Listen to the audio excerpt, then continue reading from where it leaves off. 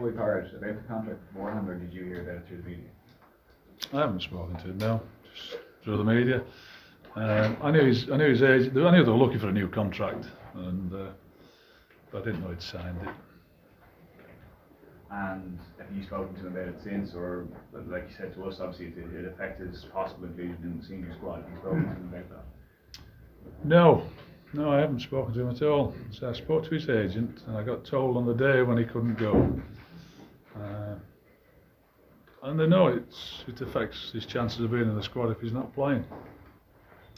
Playing under 23 reserve team football is not really the platform for him to get in this squad.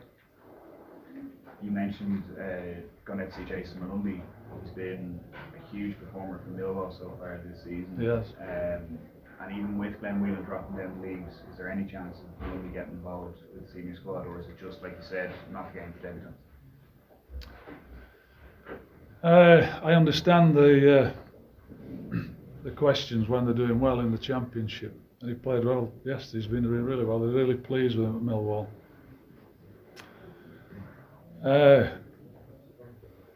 Strangely enough, I understand the size of the task making your debut as a senior international, and I made it as a hard-nosed pro that had, I was at 25, nearly 300 league games under my belt, and I knew what it meant. And then even more so when I got to Denmark and making it's a World Cup qualifier, different ball game altogether. So Glenn, for me, who's been the star man in probably 3 or 4 of our games, he has the edge on those without any doubt. Mick, is James McCarthy a bit of an exception to that rule about young players being obviously because he's older, he's got experience, he's playing a lot of high profile games, he's playing quite well and seems to be week by week, month by month, overcoming that fairly serious string of injuries. Yeah. Would he be an exception to that he has a possible role? His exception is he's played before. He's not coming. He wouldn't be coming in and making a debut, and it wouldn't be alien to him and all new to him, and he wouldn't be nervous about it. So there's an exception for him, yeah. Do you feel, Mick, that he is utterly committed putting on that green jersey again, and there won't be any sort of I need a bit of time here? I don't know. I can ask him that question. I mean, he's been. I think because of his injuries, he's probably been a little bit hesitant in coming in and, and playing. Maybe thought he wouldn't be playing. He wanted to get back his club form first. He's got that back. It's whether I pick him now or not, and we'll see. Because I think you did mention before he was in your thoughts for the October or November game, but he said that to you at the time. There's 2 or 3 times there's 2 or 3 times I've selected him and he's not come in. So, for whatever reason, whether it was his injury or he wanted to get his form back, didn't think he was ready. So we'll see now.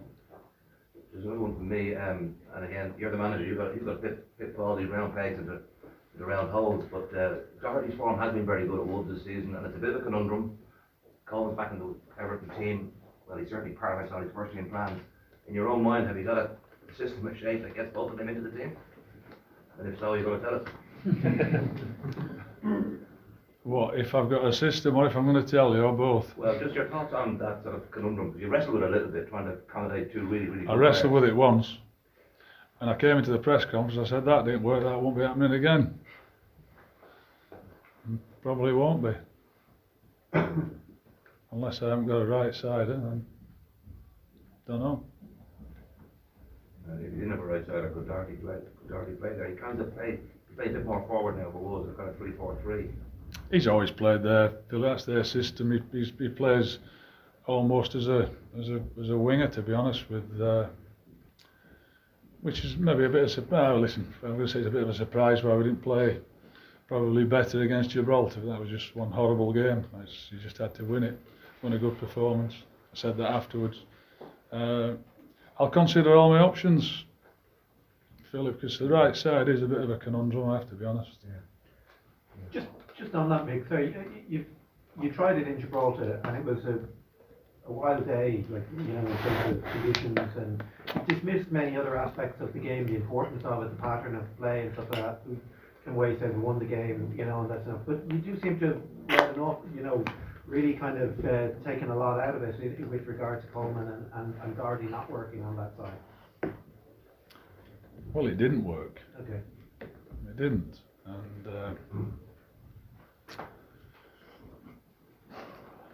the shape of the team didn't work either. 4-4-2. We had two strikers on, and we had less attempts at goal than we've had. 4-3-3 is not necessarily two wide players. We've played that way and had more chances. It didn't work. It's not what I've looked at. But as I said, I'll consider all my options for Slovakia. Of course I will. With that in mind, with Robbie Brady, who seems to be on the fringes at the moment, so is he a concern in his club situation, because he's obviously... You know it's a concern. You know the answer to that question, because I've said that all along. That if players aren't playing and Robbie comes certainly under that bracket at the moment, he's not played for a long time and he gets bit part of football, and of course that was the same in November, and we're now in February and he's still not playing, so it makes it difficult for him. Mick, you mentioned the performance against Denmark as the standout one in your mind from the campaign. So am I right in taking that? I would say the whole game, yeah. Is that the template for one or both of these games, assuming you get through the first one? I mean, is what did you see in that above what you'd seen before that you want to see replicated in Bratislava? Well, I thought we controlled the game, and then there's a suggestion afterwards that Denmark weren't bothered about it, which is nonsense, because that affect their performance. Had we beaten them, they were and where they will be and what group they were in. I thought we did control the game. We controlled big parts of it with the ball. I thought we were good without it. They had one shot on target and ended up in the back of our net. So it was the best performance we've produced. Overall, complete performance for the game. I think came on the back that was the 6th game since September at the time. Now you have the second time off. Is there a worry about momentum similar to after the Gibraltar game in Ibiza and getting back into it in September? It's always the case, isn't it? How can I keep the momentum going when we have a game in November and then one in March? How is it possible to keep that going? I could, of course, put 5 or 6 debutants in and all the young kids, and that would really help momentum. Not. Or we go with what we've got and pretty much know what's expected, know what to do, know how to do it. All were disappointed we're not going through, but we're all looking forward to the next game. That's about all the momentum that we can muster. So how else could it be done? It's impossible. Are you at all concerned about the role of VAR? I'm right in thinking VAR is applicable in these It matters. is, yes. Yeah. Are you concerned we'll be writing about VAR or talking about VAR, or VAR will be the headline story? Yeah, I'm hoping it says VAR helped us to. Yeah, Mick McCarthy's really lucky because he's been giving VAR stick for all this year, and then it helped him qualify. 2 great decisions by VAR, got Ireland through. It's there. Is it possible actually that if VAR is ever to be, I know it's supposed to be neutral and objective, it's ever to be biased in favour of a team, maybe the away team could stand to benefit, because you've been on teams that saw decisions go against you away from home, which if VAR is properly applied can correct. It might eliminate that potential mine. I'm not completely against VAR. It's how it's being used, I think, at the moment. And I've seen all different ways that they might be doing it to make thicker lines, so if they are offside, at least not a toenail, it might be half a foot. So all different ways of changing it. I do think there's been some great decisions by it, and it's made it right, and then the right team should win if that decision's right. We might not have even been in this position because Switzerland, I think one of our lads might have been offside, but equally we might have had a penalty because it was an handball. It is what it is, it's there. And I can't do anything about it, Liam. Just hope that if it is applied, I'm not so sure Dave McGoldrick would be too happy that it's there. He's disallowed 2 goals, I think, when they were perfectly good ones. Certainly one at Tottenham. So do you, are you going to be in a position in the dugout of controlling your emotions when the ball hits the net, or? When have I ever been able to Well, control you know my what I'm saying, emotions? that there's now this potential. Or see to wait for VAR. Well, you just wait to make sure you go. No, I don't give VAR that much consideration. I wouldn't have thought that I'd be thinking about it as soon as the ball was in the net. You know, I mean, I'm seeing managers now telling players to hold on, calm down, it's going to VAR, but I'll wait and see what I do. Let's hope we put it in the net. Can I ask you, sorry, more structurally about the playoffs? We used to kind of complain that the seedings would be announced and that gave one team an advantage over who played home or away first. I mean, what do you make of the situation that these places at the European Championships open to something where teams are so heavily advantaged to play one leg playoffs at home? Again, things I can't affect. I don't worry about it. I just got to get on with it. It's not, you know, me whinging about it's not going to change it, is it? Was it because of our Nations League results? I don't know. Was it because of our results, my results? Why we have 2 away games? I don't know. Was it Nations League? I've not. So, well, you know, then we were relegated. I suppose that's what you get. That's what you deserve. So, if that's the case, nothing I can do about it. I just got to go with it. Try and win 2 away games. Not going to be easy, is it? Mick, how do you see the Northern Ireland Francais game? You know, I have no idea. No, I am. Northern Ireland's in Bosnia, so they've got a real tough task as well. But I'm not giving it that much consideration either. No. Because the only way it'll affect us if we beat Slovakia, so I should really put all my efforts into thinking about it. Don't get me wrong, I've got a little bit of an eye on it. But in terms of who would win it, I don't know. I've not watched. I've seen Northern Ireland play because we watched lots of their games, but I haven't seen Bosnia play, and I'm not going to really concentrate on them until I've got my head around Slovakia. There's no point in asking about Windsor Park then?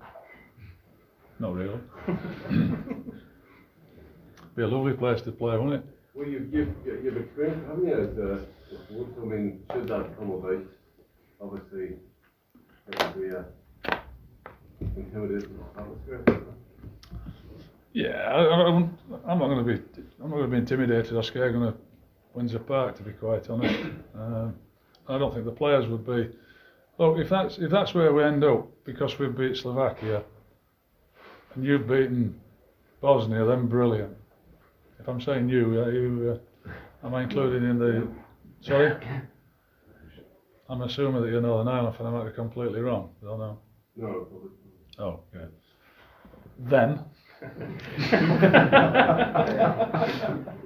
if we end up playing them, then it means we beat the first one. I'd be delighted. Look, we're in the final then, aren't we? So, but being intimidated, no, I don't think so.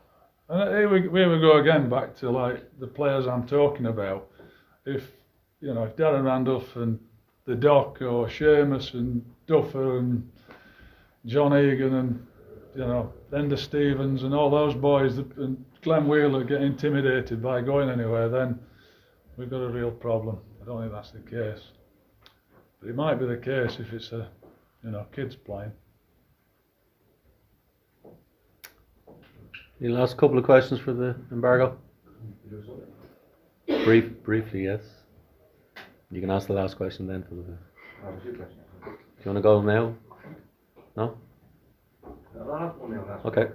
To win 2 games away from home, qualification match back to back. What I can recall the record, you're the last manager to do it. Do you remember those 2 matches away from home? I'll throw you a clue here. It was Cyprus and Andorra. There were 2 matches away in a week. That's a clue. It hasn't been done. One like me, it's so difficult to win 2 matches away from home back to back. Do you think this is a lot more difficult, these 2 than back then? Cyprus and Andorra, yeah, I'd say that, yeah. Of course it's possible, Philip. We all know it's hard. You're sitting here and waffle about it all day long, about what maybe and might not be and what you can do, what you can't do. We've got to believe we can. And I think if we go, the first one's the key one, isn't it? If we win the first one, I think we'll win the second one. If we get the momentum, talk about momentum, we win the first, I think wherever we go, I think we'll beat the other one. But we've got to beat Slovakia first, and they are no mugs by any stretch.